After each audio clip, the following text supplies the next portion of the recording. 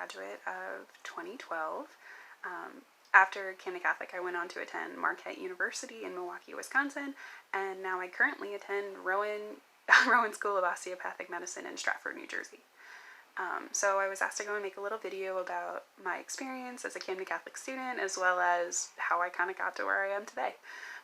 So when I went to Camden Catholic in 2012, which was 8 years ago, which seems wild to me, I participated in a lot of different stuff. I got the chance to really kind of pursue different things about me that I knew that I wanted to learn more about. So I loved art my entire life. I got to be a part of art classes. I always participated in sports, so I was on the field hockey and the softball and swimming teams. I tried swimming, which for the first time ever, which was not as much of a disaster as I thought it would be. And I also really got to pursue all of my interests in science. I've loved science since I've been a little kid, so I got to take AP classes, I got to do my first dissections, I really got to explore science more, which was awesome. And I loved Camden Catholic because it didn't make me feel like I needed to fit into a certain mold. I was always a smart kid, but I didn't have to be a smart kid that didn't do sports or didn't do art or didn't do other things. I could be on the field hockey team, I could go to my classes, and I never really had to fit into a certain mold, which was awesome. After school, I went to Marquette University in Milwaukee, Wisconsin, and it really solidified the medical career for me. I always kind of knew I wanted to be a doctor in high school. I kind of came up with the dream.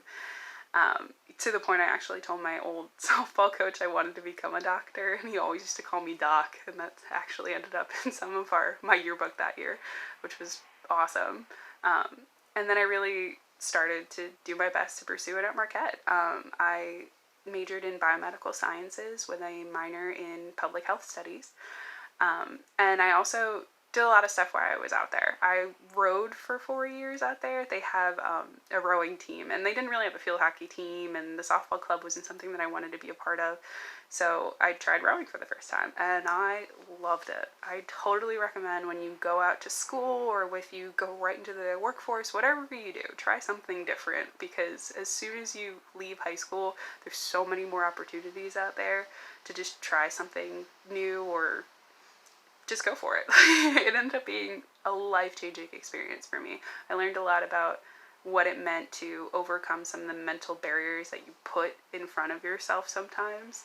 You might not even realize that they're there, but overcoming those mental challenges was a big step for me, and not only in my rowing career, but in my career as a student and going into medical school.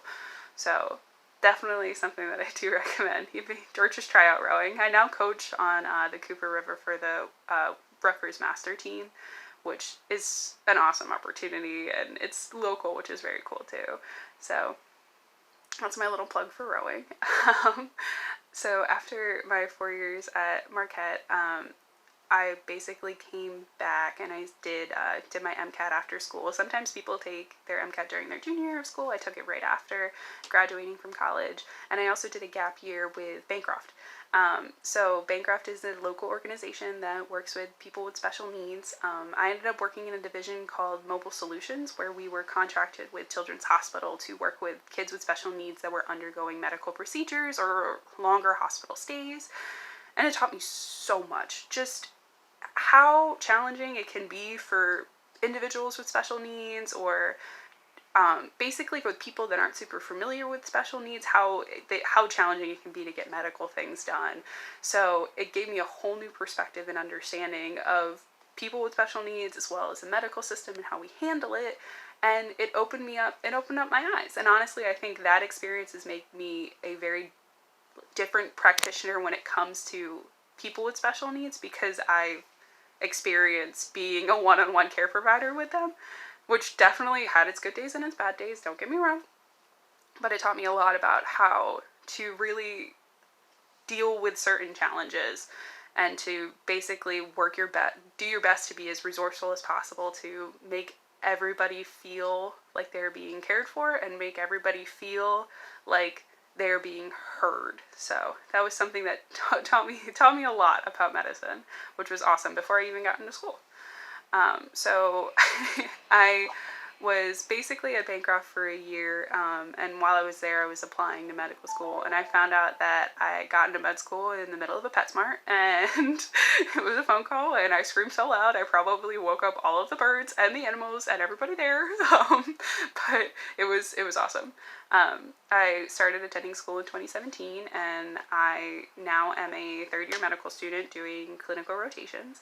I'm probably the closest thing to being in high school in the medical field. It's like very, very new. Residency is almost like the college level, and then when you're in attending, you're totally fine, you're ready to go, but I'm still very much in the learning phase. I'm doing my first clinical rotations now. I mean, with the COVID-19 crisis, we actually aren't allowed to be in the hospitals because of the protective equipment shortage. So a lot of my rotations have now switched to online, which is a way new experience for me, but it's awesome. Everybody's made it very, very cool. It's obviously some technological struggles, but it's been a really good experience.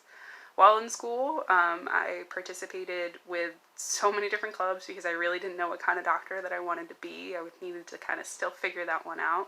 After working with special needs kids, I really thought I was going to be in pediatrics, so I involved myself in the pediatrics club. And then I really kind of liked infectious disease, so I tried. I actually went on a medical mission trip to Ghana.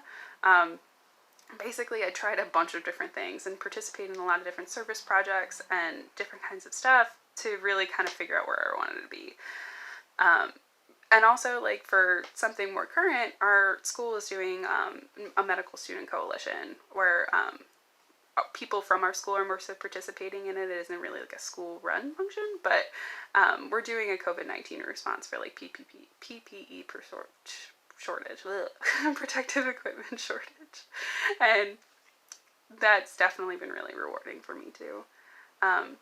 Next year, I'm planning, hopefully, once everything, if all of our graduate medical education stuff gets worked out with the coronavirus, I'm planning to apply to residency in internal medicine. I'm not super sure if I want to pursue a fellowship after that, but if I do, I think I might go into critical care. I really like the ICU and intensivist stuff. So some of the other things that they asked us to do is give you some advice.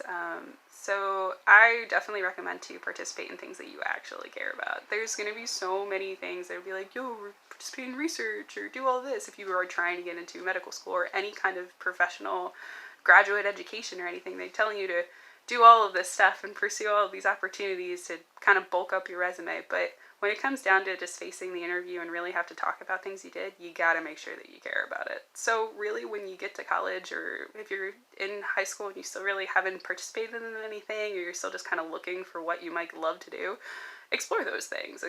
Find something you really love, and then put your all into it. Be passionate about it, have something to talk about, have something that really kind of makes you you and makes you tick, because it shows that you have passion about something, and it shows the people that you're trying to get a job with or go to school with or get into their school, that you can be as passionate about something and apply that passion to your future endeavors.